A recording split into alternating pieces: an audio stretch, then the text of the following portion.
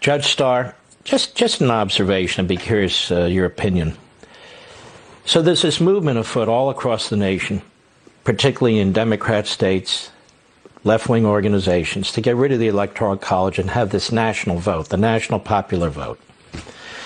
And so we look at that on the one hand. On the other hand, we see litigation by many of the same groups in the same party in states like Pennsylvania to have judges change the laws as opposed to the representatives in the state legislatures, the representatives at the lowest point of our government, who get to make the law. And they're saying, no, in that case, we want judges to decide.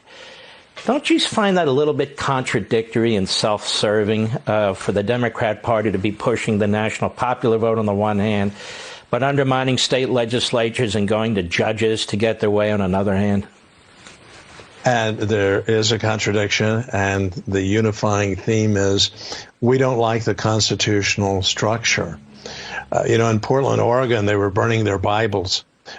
If this kind of cultural trend continues, maybe we'll see public burnings of the Constitution.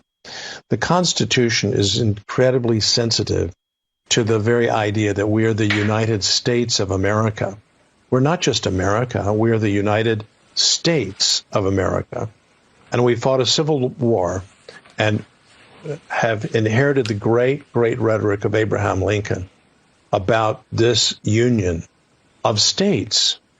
So there to be no secessions, and that means states count. The beauty of the states, even in the age of interconnectivity, is that not all answers are in Washington, D.C. The laboratory of the states, all this fits together. And so that's why the electors, as ordained at the founding in Philadelphia, the founding generation was very sensitive to the idea and the ideals of a federal republic, bound together by one constitution as the supreme law of the land, as the Constitution itself states.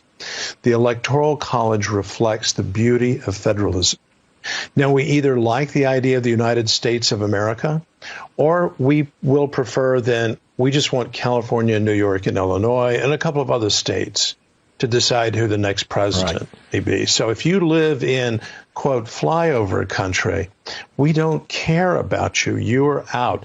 And I think that's a very destabilizing, disruptive kind of attitude toward we the people.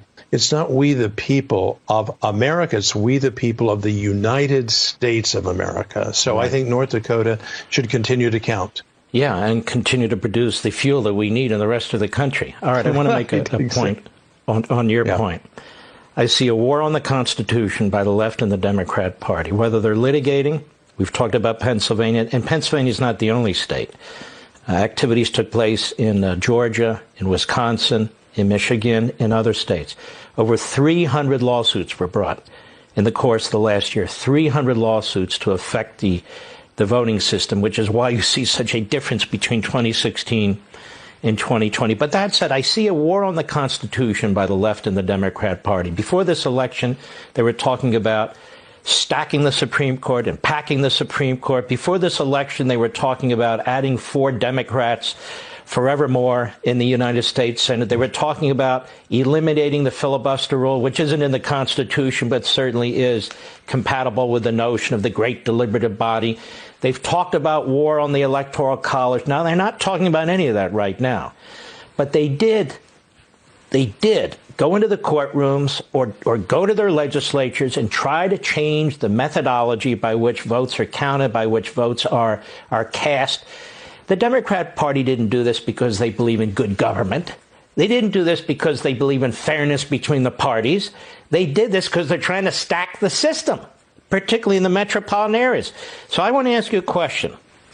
When we have news organizations announcing we declare that Joe Biden's president of the United States, or we declare whatever they declare, does that have any constitutional, legal, or substantive meaning other than the PR aspect at all? Is that how we choose our presidents?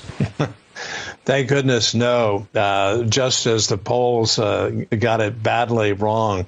Have they gone out of business, by the way, these poll, or they fired everyone and said, we're going to start all over again? And the answer is, No, this should not be going on because it's all about power, achieving power. And that is quite dangerous if you're not seeking to vindicate a rule of law in a constitutional democracy. The Constitution should be held up as sacred. Here is a Hugo Black, a great liberal justice of the Warren Court era, always holding up the Constitution, pointing to it, showing the dog ears. Instead, there is a sense that we just want results, and we don't care what it takes. We don't care what the Constitution says. But to answer the fundamental point, the news organizations have zero power.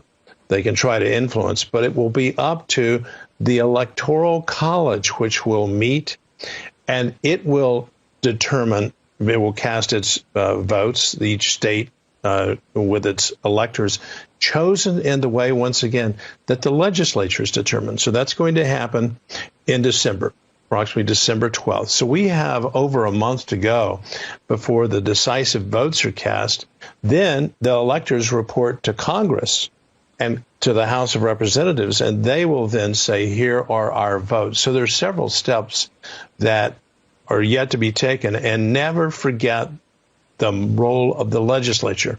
If the legislature of a state, let's just say Pennsylvania, believes that the election cannot be trusted, it can step in and determine how the electors are chosen from the Commonwealth. That's right. And I said that the other day, and hell was rained upon my head by liberal law professors who, on the one hand, pretend to teach the Constitution, but on the other hand, despise the Constitution. And not only that, Ken Starr, you make the point. So the power is supposed to be in the state legislatures, then ultimately with Congress.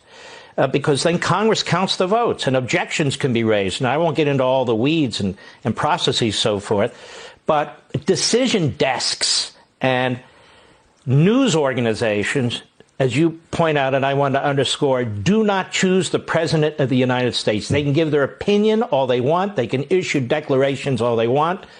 But we follow the Constitution. Judge Starr, I want to thank you very much for your sober thinking and your edification for me and the rest of the country. God bless you, sir.